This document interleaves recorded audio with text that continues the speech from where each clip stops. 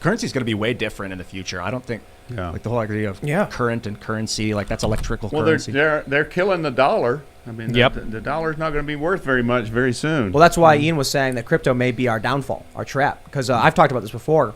While I'm a big fan of Bitcoin and cryptocurrencies, this new decentralized financial technology, it's all trackable. Yep. You can go online and search Bitcoin addresses, see where the money has come from and where it's gone. Mm-hmm. So if you post on your website, like here's my Bitcoin address, I can take it, I can search it, and I can see where you've put your money. Mm-hmm.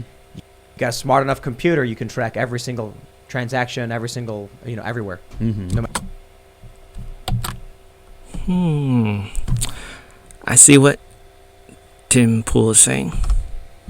However, I would say in this world, we can only do so much with what we have. And there's a difference between the fight for privacy and transparency.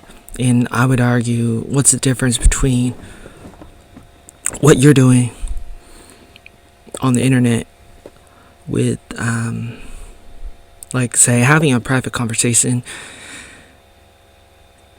in somebody's house? It's private, but you're having a podcast. And do you have privacy? No, anybody can see your podcast because it's in the public. But what you got, which is really good, is a lot of transparency, and everybody can see it.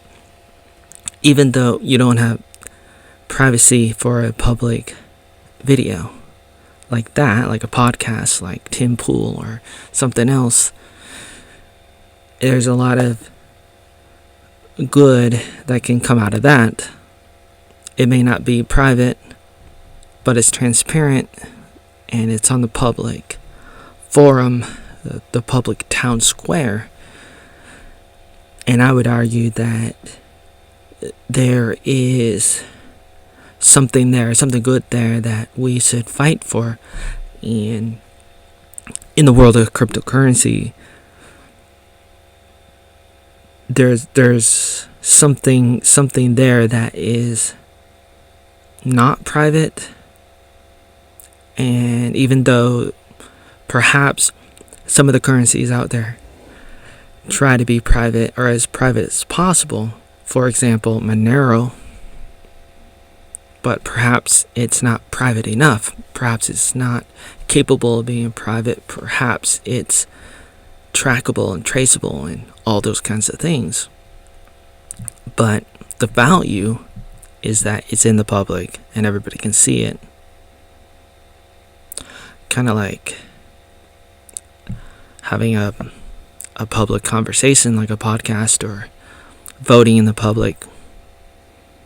It's all in the name of transparency as opposed to trying to be private. And there is value in fighting for privacy, and there's also value in fighting for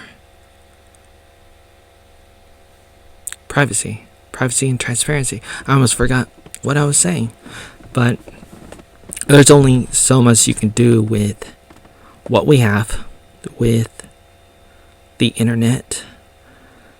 And you want privacy on the internet, but at the same time there's always limitations because of how the internet works. And you can only do so much with what you have and where you are. And you start with that. And you have to understand that the internet is a jungle, is a lot of different things happening at the same time. It's a series of networks talking to each other, and there's a lot of different things happening in different countries, different legal jurisdictions, and there are these prisms, or these data centers, or things that are like out there that are taking in information according to people like Edward Snowden. And they talk about how you have government agencies in the American government like the CIA and probably other countries too, and they're just taken in. And so it's like they take in the information. So it's like, it's really hard to have privacy. We fight for it, but at the same time, where we are right now, it's important to do things in the public so that everybody knows what's happening, good or bad.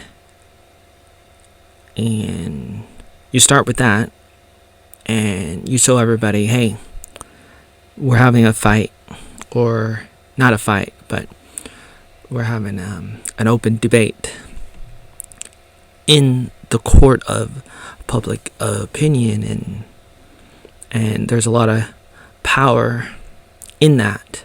You fight for privacy and you fight for transparency, and crypto is mostly a public thing that is trackable, but it's done in the public, and it's done in the public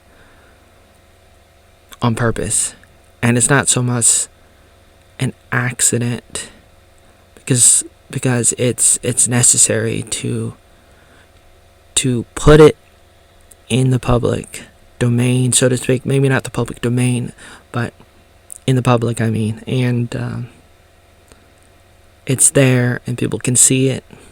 And if you mess with it, then other people will know you messed with it, or what have you. But privacy is another matter that's hard to deal with, but you can still try to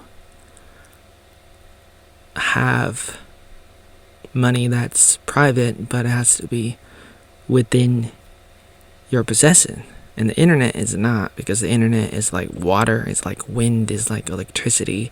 It's all over the place to the extent that it is, depending on how many different servers a given website has, which could be a lot. And then there's all these other things happening too, where there's spying going on and all this kind of stuff, like I said before.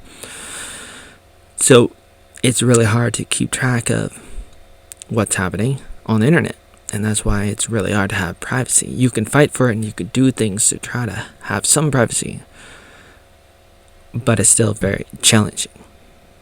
But that doesn't mean that crypto doesn't have some value. You just have to understand, you really have to understand the limitations and the purpose that it has.